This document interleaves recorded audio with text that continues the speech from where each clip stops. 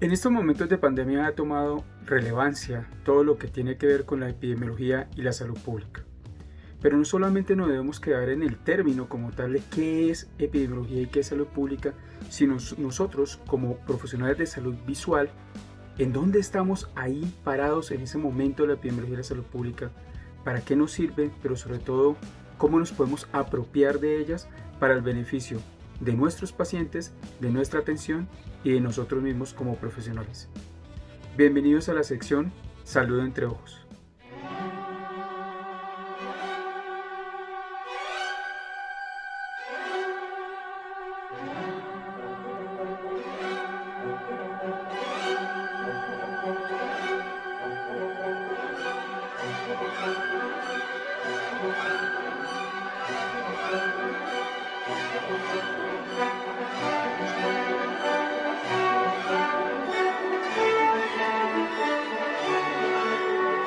Pero para empezar a hablar acerca de lo que tiene que ver con la salud pública, debemos primero observar cuál es el fenómeno de la salud visual y ocular en Latinoamérica. Es importante entender desde un comienzo cómo debe ser esto. Y hace algunos años, cuando yo era un profesional de salud visual, igual que tú, que trabajaba en consultorio, que todos los días atendía paciente, quise saber e ir un poco más allá de qué era lo que quería. Entonces, necesité tratar de explorar.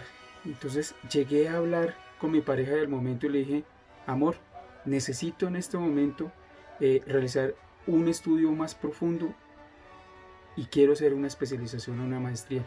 Me dijo, oh, qué bueno, vas a ser entonces contactólogo o vas a ser ortoptista, que era como se llamaban en aquella época, o te vas a dedicar entonces a la parte de prótesis oculares.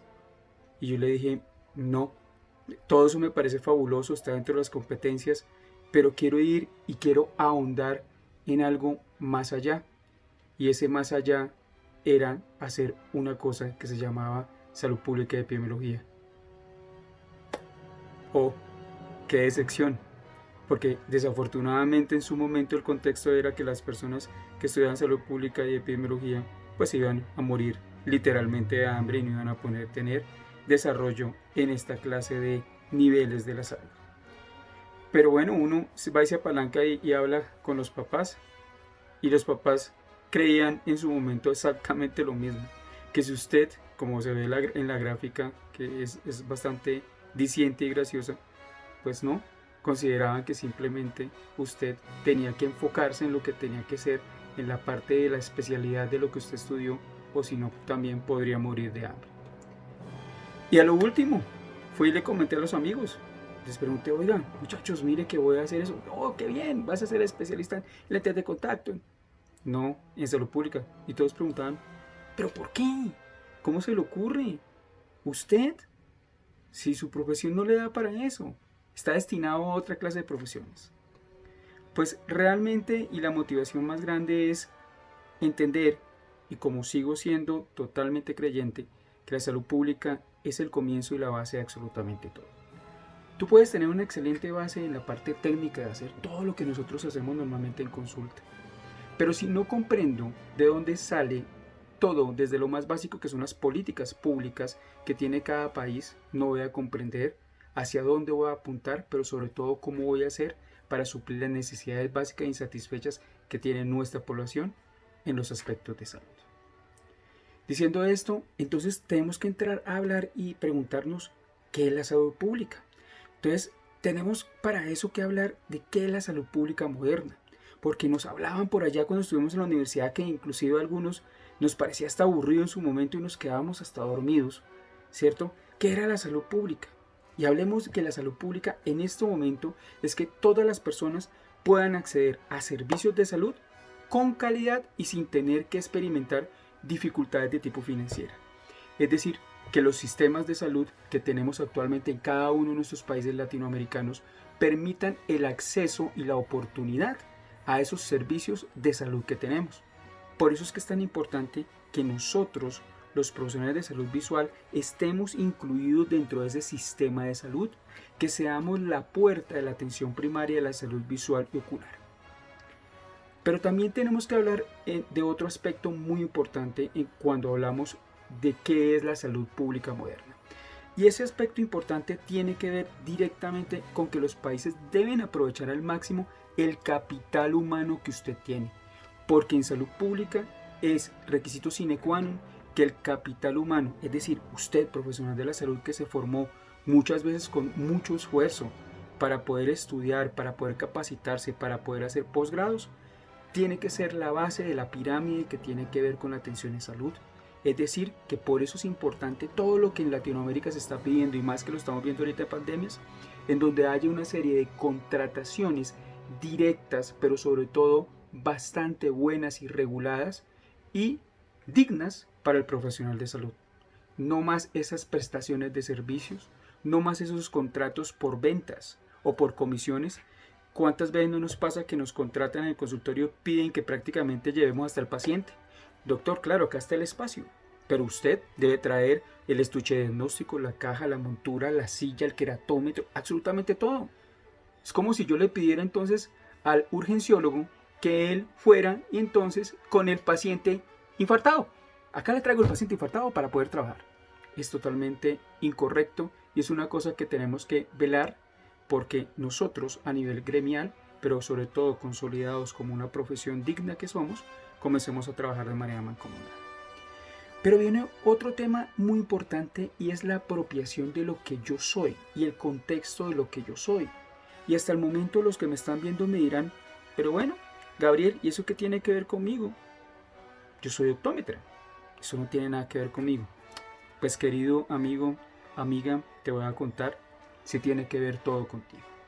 Y tiene que ver todo contigo porque resulta que en primer lugar y en primera medida, tú eres un profesional de salud. Y eres un profesional de salud visual, para ser más exacto. Y como profesional de salud visual tienes esa responsabilidad, pero también tienes ese privilegio de ser parte del sistema. Aparte de eso, como eres parte del sistema, eres parte también de la salud pública de tu nación, de tu país y hasta de tu continente. Resulta que si no entendemos el contexto en un momento en donde nos acaba de salir un informe en octubre que nos dice claramente que aumentamos a 2.200 millones de personas en el mundo, ¿sí? Estábamos en 1.800 y aumentamos en 2.200, personas con discapacidad visual, personas que tienen problemas refractivos, ¿sí?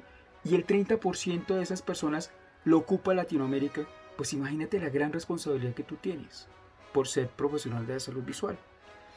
Pero mejor aún, aparte de que eres profesional y puedes llegar a cada una de estas personas que están siendo impactadas y que obviamente seguirán en un aceleramiento de esa morbilidad de defectos refractivos, de cataratas no diagnosticadas y de otros problemas como las retinopatías diabéticas e hipertensivas, pues imagínate por un momento que tú, aparte de eso, eres referente a servicios de salud. Porque ¿cómo te parece que mediante tu examen de salud perfectamente puedes referenciar e inclusive diagnosticar o prediagnosticar a tiempo otra clase de patologías, otra clase de situaciones? Entonces puedes perfectamente con una observación de una retina que está un poco extraña, que la ves con algunos síntomas, decir posiblemente usted es hipertenso. Por favor, vaya directamente donde su médico para que lo controlen. O si vemos otras manifestaciones, usted posiblemente es diabético por este tipo de catarata que tiene o por este tipo de retina que tiene, ¿sí? Por otra clase de situaciones que también por descarte podemos hacer.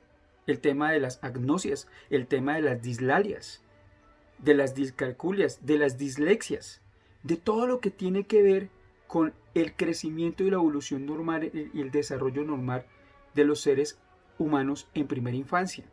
Entonces, date cuenta que no solamente estás ahí para recetar lentes oftálmicos, lentes de contacto, sino estás ahí para hacer otra clase de cosas muy importantes como son el referenciar a otros profesionales de salud, porque es que el concepto actual de salud no solamente ver ojos, el concepto actual de salud es integral.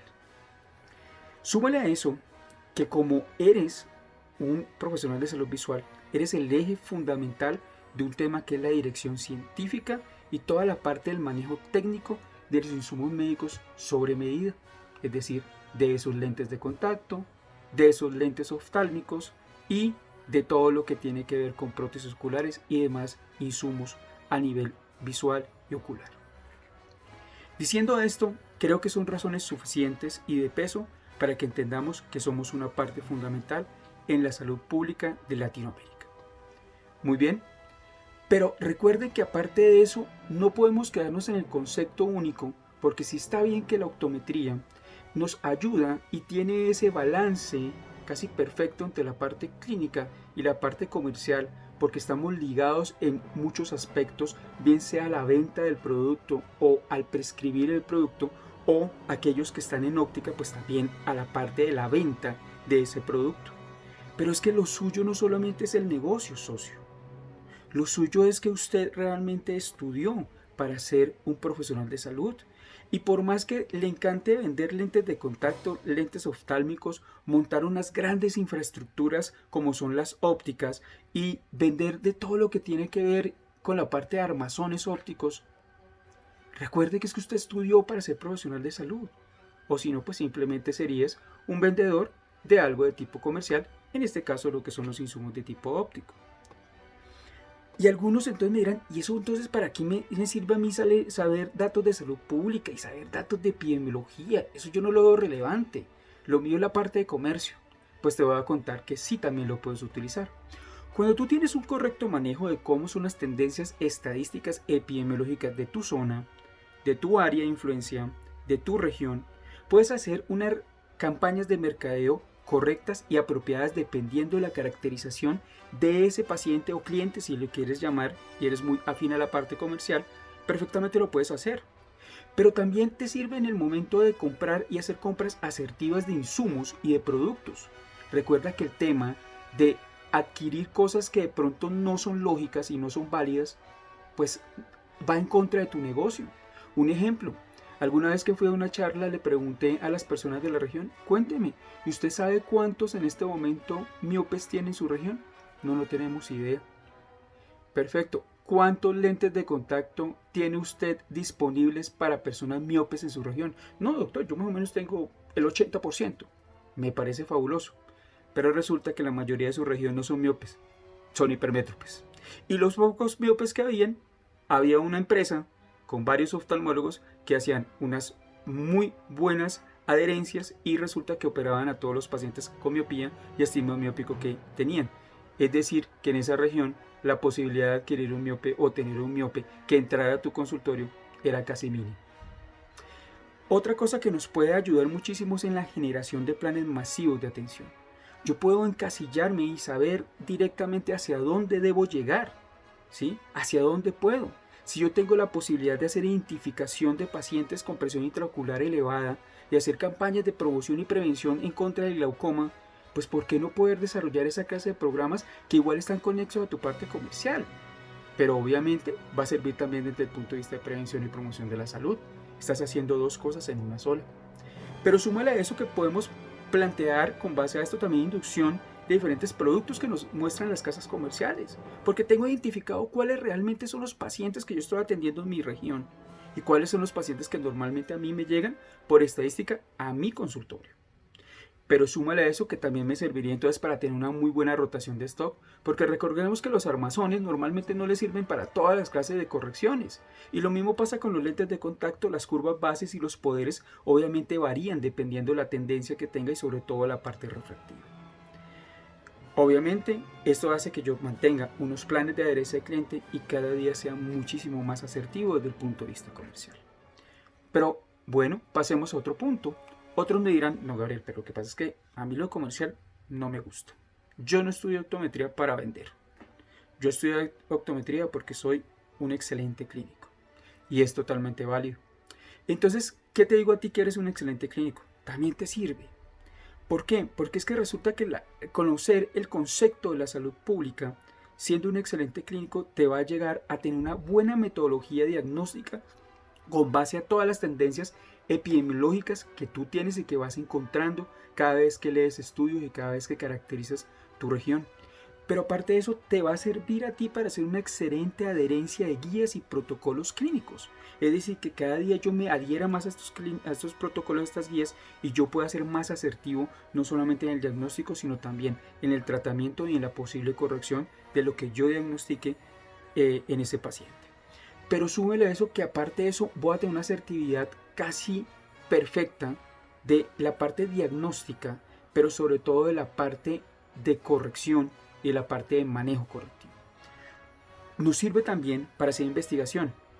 Y en el siguiente programa hablaremos un poco acerca de la investigación, porque es que algunos nos han querido meter que la investigación es algo prácticamente de seres geniales, de seres con un intelecto y un coeficiente intelectual altísimo, o que solamente las personas que investigan son aquellos que escriben libros, ¿sí? O aquellos que de pronto salen con charlas prosopopélicas que hablan acerca de cómo hacer el paso a paso metodológico de la investigación. No. La investigación, desde que a ti te guste y tengas la facilidad de hacerla, no tiene que volverse en algo engorroso.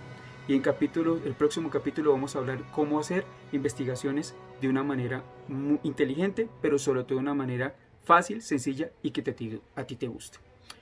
Otra cosa que te puede servir es en la parte de la caracterización de los casos atendidos. Es decir, que yo tenga un buen sistema estadístico en donde simplemente yo sepa cuál es la cantidad de pacientes que a mí me llegan. Y por qué no comenzar a hacer ponencias o simplemente para el manejo correcto de tus pacientes y sobre todo mejorar la parte de la profundización de lo que a ti te gusta hacer. No todo el mundo le gusta hacer rehabilitación visual, a no todo el mundo le gusta hacer prótesis, no todo el mundo le gusta hacer la parte de lentes de contacto. Entonces, dependiendo de lo que a ti te caracterice, pero sobre todo en lo que tú te sientas muy funcional y muy cómodo, puedes ampliar ese conocimiento, conociendo obviamente estos rangos. Pero se preguntarán en este momento, bueno, Gabriel, ¿y con base a qué? Sencillo, tenemos que partir por el comienzo. ¿Y el comienzo cuál es? Simple. Recuerden que la Organización Mundial de la Salud comienza a generar unos reportes anuales. Les presento el último que sacó en octubre del año pasado. Y en este reporte de la visión nos da unas cifras que nos pone un poco inquietos. Les contaba que hacía más o menos año y medio teníamos una proporción de 1.800 personas que tenían algún tipo de discapacidad visual o tenían algún problema de deficiencia visual. En este caso, en octubre nos acaban de decir que fueron 2.200 millones de personas en el mundo. Y eso nos produce a nosotros normalmente un problema, porque quiere decir que todas las políticas que están teniendo nuestros países latinoamericanos para la prevención, la promoción, la sensibilización y la educación de la salud visual no están siendo correctos. Pero aparte de eso, que la apropiación de los recursos del Producto Interno Bruto de cada uno de nuestros países, más la apropiación de ese recurso humano que tenemos formado en salud visual, tampoco está siendo cautiva, incluyendo obviamente a nuestros amigos los oftalmólogos. Súmale a eso que a nivel mundial las principales causas de visión deficiente, es decir, de esos 2.200 millones, son por parte de los errores refractivos. ¿Eso qué quiere decir? Que si son errores refractivos y si son cataratas no detectadas, son problema nuestro. Porque quiere decir que no estamos haciendo o llegando o penetrando correctamente a cada una de las geografías de nuestros países, o no estamos teniendo una especie de vigilancia centinela en nuestros sistemas de salud que permitan identificar de manera correcta estos pacientes. De esos 1.000 millones de los casos que tenemos, dice el informe claramente que pudieron ser evitables. Es decir, es responsabilidad nuestra. Hablemos de cifras mundiales. La mayoría de las personas que tienen problemas de visión deficiente son personas que empiezan sus problemas a los 50 años. Esto es supremamente grave. ¿Por qué? Porque eso quiere decir que normalmente cuando nosotros hablamos de cataratas o de maculopatías o cosas así, o de glaucomas, hablamos de pacientes que tenía 60, 65 años, 70 años, que se consideraban ya personas de tercera y cuarta edad. Pero nos estamos dando cuenta que a medida de toda la evolución y todo lo que está sucediendo con el ser humano, la utilización de herramientas tecnológicas y demás, el estrés, el cansancio, las ocupaciones laborales, el tipo de los cambios de trabajo, están haciendo que las personas cada vez más jóvenes adquieran esta clase de patologías. Y esto entra en detrimento de la humanidad, porque entonces quiere decir que se va adelantando esas patologías y por ende las personas se van a enfermar, y aparte eso a los gobiernos también les resulta muy complicado, porque a nivel de costo, efectividad, pues para ellos tienen que sacar un recurso, porque no es lo mismo que una persona llegue longeva, ¿cierto? Sana, a que llegue obviamente con una patología, y muchas veces son patologías que tienen un tema de cronicidad. Entonces es algo que debe ser preocupante y es donde nosotros tenemos que entrar a ser actuantes directos. Pero hablemos aparte de eso, de cuáles son las causas generales que nos da el reporte. La primera, como les decía, los errores de refracción no corregidos. La siguiente son las cataratas, obviamente no identificadas y obviamente no operadas. Otra parte es la degeneración macular relacionada con la edad. Los glaucomas, las retinopatías diabéticas, que es una patología que ha aumentado en menos de 5 años de forma impresionante, las opacidades corneales y en algunos territorios de Latinoamérica, principalmente las zonas selváticas, los tracomas.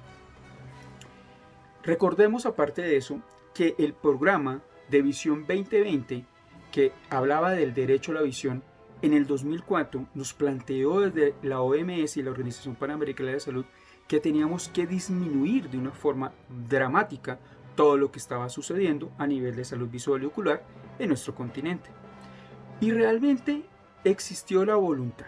Y durante este periodo hubo compromisos gubernamentales de diferentes países que quisieron hacer esto y quisieron colocar. Pero tenemos que ser también sensatos que desafortunadamente no funcionó. ¿Por qué? Porque si nos damos cuenta, aparte de que aumentó a nivel global el tema, pues obviamente al ser casi el 30% de esa población aportante a los problemas de deficiencia visual Latinoamérica, pues obviamente habla por sí de lo que sucedió con nosotros. Algunos países lo intentan, pero viene un tema un poco más complejo, más complicado. Es el tema de la aceptación y de la estigmatización que tiene el optómetra o el profesional de salud visual en algunos países de Latinoamérica. Es tanto así que algunos nos consideran netamente comerciales. Somos los vendedores de gafas o los hacedores de lentes. No nos hacen un reconocimiento real de la profesión que cursamos y del tiempo que ocupamos y sobre todo de la apropiación académica de los conocimientos que tenemos. En algunos países de Latinoamérica ni siquiera existe la ley de optometría. Es más, en algunos son casados como si fueran fugitivos. La persona que ejerce se supone que está haciendo un crimen, algo ilegal, y van inclusive a veces a la cárcel por suplantación del médico. Entonces, esta clase de cerramientos mentales que existen en algunos países desafortunadamente le hacen también daño a estas estadísticas que aumentaron, porque si no es el optómetra como figura principal y actuante principal de todo lo que tiene que ver con la atención primaria en salud, ¿quién lo será? Otro punto importante que tenemos que mirar es que obviamente la parte de educación que tenemos en nuestros países latinoamericanos es muy compleja. Partiendo del comienzo de los estilos de vida, realmente el latinoamericano no tiene un estilo de vida saludable. Si lo comparamos con países como Suecia o como países como Japón, la gente no tiene un buen estilo de vida. El sedentarismo, la mala alimentación, el uso excesivo de alcohol, el tabaquismo, la drogadicción y toda una serie de comportamientos que no son idóneos para nuestro pueblo, se convierte en un motivo potencial para que cada día tengamos más problemas. Eso quiere decir que nosotros también, como profesionales de salud visual, tenemos que salir y tenemos la obligación de salir a hacer toda esta parte de educación y sensibilización. Es por eso que una de las cosas que me motivó a mí a hacer este programa es precisamente esto, que llegue absolutamente a todos, y agradezco a todas estas personas que nos están siguiendo porque están entendiendo que realmente este programa es hecho, como digo en mi eslogan, que es de corazón, pero sobre todo también de convicción y de conciencia social, que la optometría y la salud visual deben estar dentro de la parte educativa de la población de nuestros pueblos. Hablemos dónde estamos ubicados en Latinoamérica. Como ustedes se darán cuenta en este gráfico, ahí está más o menos el promedio mundial y en dónde está aportando. Obviamente Latinoamérica no va a ser por la cantidad de población tan fuerte como un Asia o tan fuerte como un Estados Unidos, pero sí está rayando en unos términos muy importantes a nivel estadístico. Miremos también cómo es el tema de cómo se ha ido a nivel de tendencia epidemiológica aumentando. Si ustedes se dan cuenta, al año 2000 teníamos más o menos 176 millones de personas que tenían, pero a la proyección al 2030 y al 2040 y al 2050 está hablando casi de 200-250 millones y seguimos así en nuestro Latinoamérica. Eso es una situación grave y complicada. Porque quiere decir entonces que va a llegar un punto en donde vamos a tener tantas personas con deficiencias visuales que terminarán posiblemente con un problema de disminución visual tan fuerte que posiblemente pueden quedar ciegos. O con una discapacidad visual. Cualquiera de los dos escenarios, obviamente uno más grave que el otro, nos afecta a la población. Y ustedes se preguntarán, pero pues, igual siempre habrá la posibilidad de que tengan lentes. La pregunta es, ¿y el día que no tenga la posibilidad de mejorar con lentes, cómo van a hacer? O el día que no tenga la posibilidad de mejorar con una cirugía. O si toda la vida simplemente no fue detectado y murió sin saber que tenía la posibilidad de rehabilitarse de alguna manera. Entonces es algo en donde nosotros tenemos que comenzar a tener conciencia, pero sobre todo comenzar a tener actuaciones y posicionamiento en cada uno de nuestros países y en cada uno de nuestros gobiernos. 30% aproximado es lo que aporta nuestra Latinoamérica a los problemas de deficiencia visual. Y entonces viene la gran pregunta. Tú que me estás viendo en este momento, tú que acabas de escuchar esta charla de 25 minutos, tú que eres profesional de la salud visual, tú que eres estudiante en este momento y estás con todas las energías para poder llegar a ser un excelente profesional, tú que llevas más de 30 años siendo profesional de salud visual de una manera correcta, ¿qué vas a hacer? Esto está en nuestras manos. Obvio, cuenta el gobierno, pero para eso hay asociaciones, agremiaciones, federaciones, sociedades, colegios en cada uno de los países. Ese es el nicho de ellos. Y ellos como sociedades, como colegios y como federaciones se tienen que encargar de estar allá con el gobierno. Pero la gran pregunta es, tú desde tu consultorio, ¿qué vas a hacer? Tienes que comenzar a tomar conciencia. Tienes que comenzar a mejorar el tema. Pero sobre todo, tienes que comenzar a entender que cada vez que ves un paciente, no ves un par de ojos. Ves un ser integral, ves una persona que tiene una profesión, ves una persona que le aporta a una familia, pero sobre todo ves a una persona que le aporta a una sociedad y a un país, y en este caso a toda una región que es Latinoamérica. Y esta fue nuestra nueva sección, Salud entre Ojos. Recuerden, porque esto es salud visual, de corazón y con convicción.